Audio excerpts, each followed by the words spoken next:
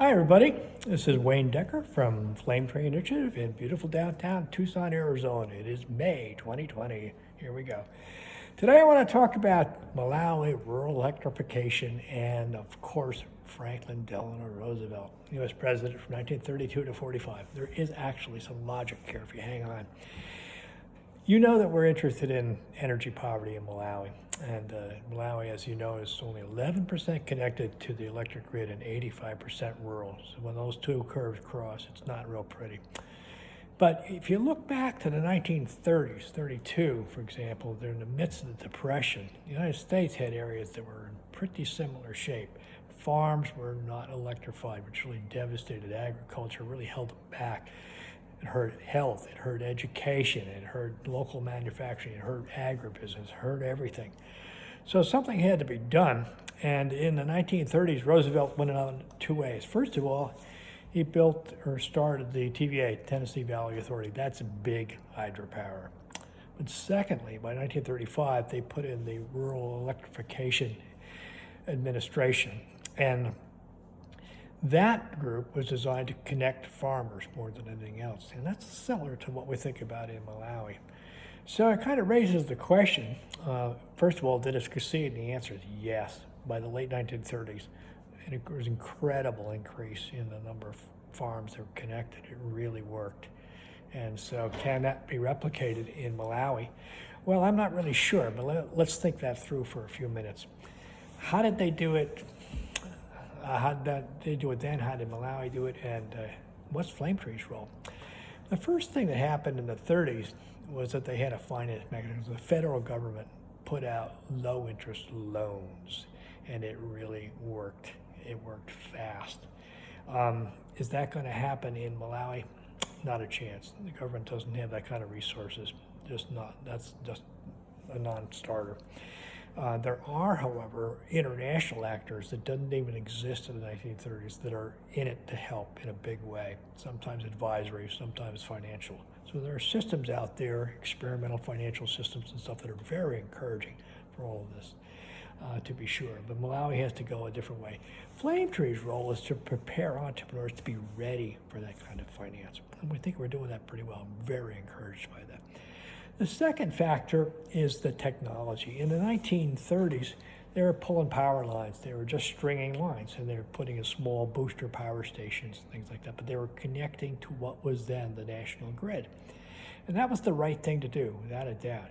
That's not an option in Malawi. With only 11% connected, we have to build mini grids and other decentralized rural electrification systems.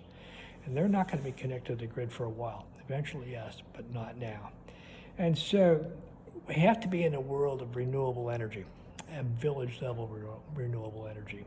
And that's a huge difference, but it's a good. In some weird ways, it puts Malawi and other countries at the vanguard of what power systems will look like in this country 50 years from now, a big mesh system. What's Flame Tree doing about it? Well, we're helping boost the supply of energy by helping people who want to build mini grids and other systems, even biofuel systems, trying to help them in going, so we're creating supply of energy. The other factor that we should mention is labor.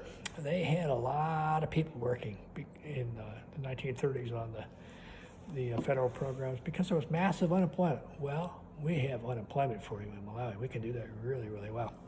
And so the same factor is going to come to play here. There's massive youth unemployment in particular.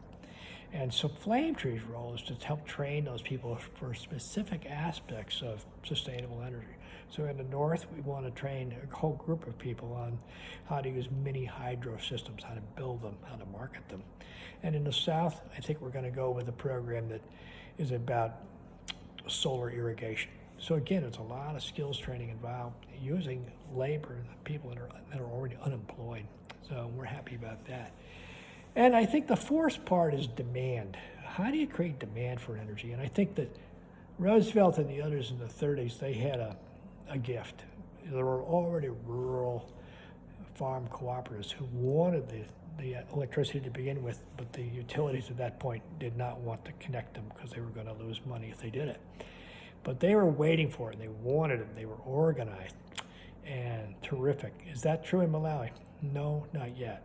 So part of our job is to help create companies that can really use the electricity and have an impact in agribusiness and in small manufacturing, industries that are going to hire people and make a huge social impact, and to prove to foreign investors that yes, you can come here, there will be demand, people are going to buy that electricity, and it will be in a situation somewhat akin to what happened in the 30s with the farmer co-ops. And lastly, I think there's the matter of promotion. And in the 1930s, they did this extremely well.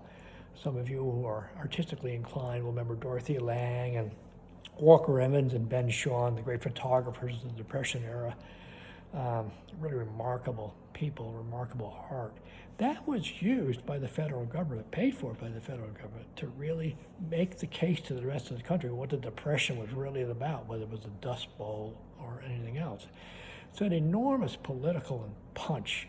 Are we doing that well in Malawi? No, absolutely not. And we have a long way to go on that. And so I think that at Flame Tree, we're interested in helping people start those kind of promotional companies, because you really have to persuade people in rural areas of the benefits of it, which have pretty quickly become obvious.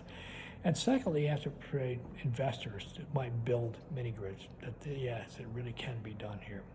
So those are some of the components, those are some of the ways in which what's happening in Malawi is similar and different to what happened in the 1930s in this country. But the bottom line is we're not going to go very far without rural electrification. So we've got to work at it. We're going to make it happen.